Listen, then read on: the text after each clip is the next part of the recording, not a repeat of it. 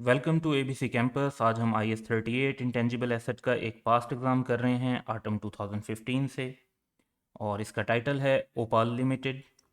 So Opal limited OL commenced research work on a new product on 1st July 2013 and entered the development phase on 1st July 2014। तो एक साल बाद जाके development का phase शुरू हो रहा है। In this respect the following expenses were incurred and debited to capital work in progress. तो ये सारे के सारे एक्सपेंडिचर्स जो हैं इन्होंने कैपिटल वर्क इन प्रोग्रेस को ट्रीट कर दिए हैं, जबकि ये ऐसे ट्रीट नहीं होने चाहिए थे। कुछ इसमें से एक्सपेंस बनेगा क्योंकि डेवलपमेंट फेज़ ही बाद में शुरू हो रहा है, तो रिसर्च फेज़ के तो एक्सपेंस बनने ही चाहिए, और बाद में भी देखना होगा कि अमोर्टाइजेशन डेप्रिसिएशन वगैरह कैसे डील होनी चाहिए। तो इसमें रिसर्च एंड डेवलपमेंट की कॉस्ट गिवन है, इसमें training of technical staff given है, cost of laboratory equipment full cost given है। तो ये बताया हुआ है कि एसेट 1 जनवरी 14 को ख़रीदा था, जिसकी यूज़फुल लाइफ 5 ईयर्स है। कॉस्ट ऑफ ट्रायल रन यानी टेस्टिंग की कॉस्ट दी हुई है और दोनों सालों में दी हुई है। Criteria for recognition of internally generated intangible asset have been met. तो किस दिन मेट हुआ वो डेट नहीं गिवन, तो फिर हम ये अज्यूम करेंगे कि जब डेवलपमेंट फेज शुरू हुआ तो तब ये क्राइटेरिया मीट था। The commercial production was started from 1 जनवरी 2015। तो इस दिन के बाद जो है डेवलपमेंट कॉस्ट तो कैपिटलाइज नहीं हो रही होगी, अलबत्ता उसकी अमोर्टाइजेशन शुरू हो जाएगी। It is estimated that related product would have a shelf life of 10 years. तो अमोर्टाइजेशन जो की जाएगी वो ओवर 10 ईयर्स की जाएगी। क्वेश्चन की जो रिक्वायरमेंट है वो ये है कि explain accounting treatment of above in the financial statement for the year ended 30 June 2015 in the light of international financial reporting standard. अब इसमें 2015 को डिस्कस करना है, लेकिन हम साथ के साथ 14 भी डिस्कस कर देंगे आपकी अंडरस्टैंडिंग के लिए। तो पहले ज़रा हम कुछ डेट्स इंपॉर्टेंट जो हैं उनको ज़रा अंडरस्टैंड करते हैं सिचुएशन में। सबसे पहली बात तो ये कि जो हमारा वर्क स्टार्ट हो रहा है वो 1 जुलाई 2013 को हो रहा है। सो ये हमारा वर्क स्टार्ट हो रहा है, यहाँ से हम कॉस्ट को देखना शुरू करेंगे।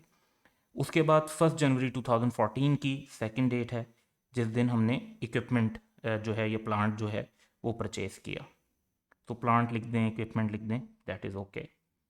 उसके बाद जो हमारे पास रेलिवेंट डेट है वो फर्स्ट हमारा ईयर एंड हो रहा है 30 जून 2014 पर, और इसी के साथ ही इसी से वेरी नेक्स्ट डे 1 जुलाई 2014 को डेवलपमेंट फेज शुरू हो रहा है, जिसका क्राइटेरिया भी मीट हो रहा है। सो कैपिटलाइजेशन क्राइटेरिया यहाँ से स्टार्ट हो रहा है हमारा। फिर हम देखते हैं कि जी 1 जनवरी 2015 को उन्होंने कहा जी कमर्शियल प्रोडक्शन शुरू हो गई है, तो हम यहाँ पर एज्यूम करेंगे कि हमारी डेवलपमेंट कॉस्ट जो लग रही थी वो कंप्लीट हो चुकी है और कमर्शियल प्रोडक्शन शुरू हो गई 1 जनवरी 2015 को। और उसके बाद हमारा जो नेक्स्ट ईयर एंड है वो 30 जून 2015 है, और क्वेश्चन की रिक्वायरमेंट में भी हमने इसी पॉइंट तक कवर करना है।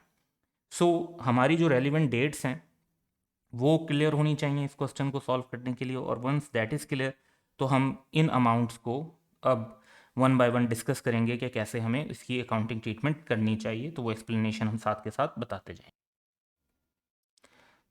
सबसे पहले हम अपनी डेट्स को ही मेंशन करते हैं, एंड आफ्टरवर्ड्स जो है हम जो क्वेश्चन के अंदर अमाउंट्स दी हैं उनको भी अपने सामने रख लेते हैं, ताकि उनको हम वन बाय वन डिस्कस कर सकें और अब अपना आंसर डेवलप करते हैं। तो आंसर में सबसे पहली कॉस्ट जो है वो 8 मिलियन की कॉस्ट है। ये कॉस्ट जो है ये जुलाई 2013 से जून 2014 तक लगी है, और तब तक क्राइटेरिया मीट नहीं हुआ था कैपिटलाइजेशन का। तो ये रिसर्च से रिलेटेड है और इसको जो है एक्सपेंस चार्ज करना चाहिए प्रॉफिट और लॉस में। तो 30 जून 2014 को डिस्कस करें तो ₹8 million should be charge to profit और लॉस बीइंग रिसर्च फेज, क्योंकि क्वेश्चन में बताया हुआ है कि डेवलपमेंट 1 जुलाई 2014 से स्टार्ट हुई।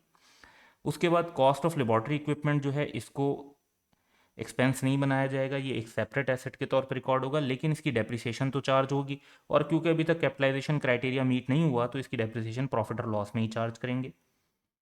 0.4 मिलियन की डेप्रिसिएशन बनती है, 4 मिलियन डिवाइड बाय 5 ईयर्स, और 6 मंथ की डेप्रिसिएशन हम लेंगे, ये भी प्रॉफिट और लॉस में चार्ज होगी। ये तो यहाँ तक आ गया मामला। दूसरी बात ये कि ये जो 4 का हमने इक्विपमेंट लिया, तो ये बाकी equipment statement of financial position में हम शो करेंगे।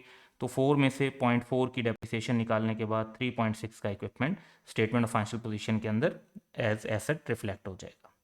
इसके बाद हम अपने नेक्स्ट ईयर पर आते हैं 30 जून 2015 पर, और इसमें देखते हैं कि जो हमारी कॉस्ट होगी, तो यहाँ पे हमारा डेवलपमेंट का क्राइटेरिया मीट हो गया, तो सबसे पहले डेवलपमेंट कॉस्ट को कैपिटलाइज करेंगे। और कैपिटलाइज कैसे करेंगे कि ये जो 12 की कॉस्ट है, क्योंकि कैपिटलाइजेशन क्राइटेरिया मीट हो गया तो इसको शामिल करेंगे।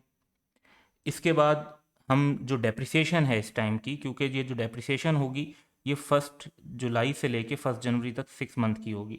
तो लेबॉर्ट्री इक्विपमेंट जब डेवलपमेंट पर यूज़ हो रहा था तो वो भी कैपिटलाइज होगा, तो उसकी हम 6 मंथ की डेप्रिसिएशन ले लेंगे। वंस अगेन 6 मंथ की डेप्रिसिएशन जो है दैट इज़ 0.4, ये भी जो ड्यूरिंग डेवलपमेंट है ये कैपिटलाइज होगी। इसके बाद कॉस्ट ऑफ ट्रायल रन, जो टेस्टिंग के कॉस्ट है, इसको भी हम कैपिटलाइज करेंगे क्योंकि टेस्टिंग जो है वो डेवलपमेंट फेज़ का ही हिस्सा है। और इसके बाद हम देखते हैं कि जो टोटल अमाउंट है हमारी, वो इन 3 अमाउंट्स को मिलाकर वो बन जाती है 13 मिलियन, और नेट ऑफ अमोर्टाइजेशन ये बन जाएगी 12.35 मिलियन। अभी हम अमोर्टाइजेशन डिस्कस करेंगे कि 0.65 की अमोर्टाइजेशन हमने कैसे कैलकुलेट की। तो फर्दर हम चाहते हैं तो हमारे पास और जो अमाउंट्स हैं उसमें एक ये ट्रेनिंग कॉस्ट है। ये ट्रेनिंग कॉस्ट जो है ये कैपिटलाइज नहीं की जा सकती, इसको प्रॉफिट और लॉस में चार्ज किया जाएगा क्योंकि इसकी कैपिटलाइजेशन IAS 38 में अलाउड ही नहीं है। उसके बाद जो डेवलपमेंट कॉस्ट है हमारी, तो ये 13 मिलियन का जो हमारा एसेट है इसकी हम अमोर्टाइजेशन चार्ज करेंगे। कैसे? 13 million divide by 10 years product life और 6 मंथ का टाइम, जनवरी से जून तक का, तो ये प्रॉफिट और लॉस में चार्ज कर दिया जाएगा। इसके बाद जो जनवरी से लेकर जून तक हमारे ये 6 मंथ हैं, इनकी अमोर्टाइजेशन भी हो गई। इन्हीं के दौरान जो हमारा इक्विपमेंट का यूजेज है उसकी डेप्रिसिएशन भी हमें प्रॉफिट और लॉस में चार्ज करनी है। तो that is once again 6 month की डेप्रिसिएशन 0.4 मिलियन होगी। 4 divide by 5 years based on 6 month, ये भी प्रॉफिट और लॉस में चार्ज करेंगे। और इस पॉइंट पर लेबॉर्ट्री इक्विपमेंट जो है हमारा वो कितने का शो होगा? वो शो होगा 2.8 मिलियन का। 3.6 मिलियन का तो वो पहले शो हो रहा था, फिर फर्स्ट 6 मंथ की डेप्रिसिएशन जो डेवलपमेंट में गई, और फिर नेक्स्ट 6 मंथ की डेप्रिसिएशन जो प्रॉफिट और लॉस में गई। तो ये सारी डेप्रिसिएशन चार्ज करके हमारा लेबॉर्ट्री इक्विपमेंट 2.8 मिलियन पर शो हो रहा होगा। तो इस तरह से जितनी भी हमारी यहाँ पे कॉस्ट थी, इनको हमने वन बाय वन डिटेल में डिस्कस कर लिया है कि इनकी एक्सप्लेनेशन और ट्रीटमेंट क्या है एंड फॉर व्हाट रीज़न है। So that's all for today. Have a good day.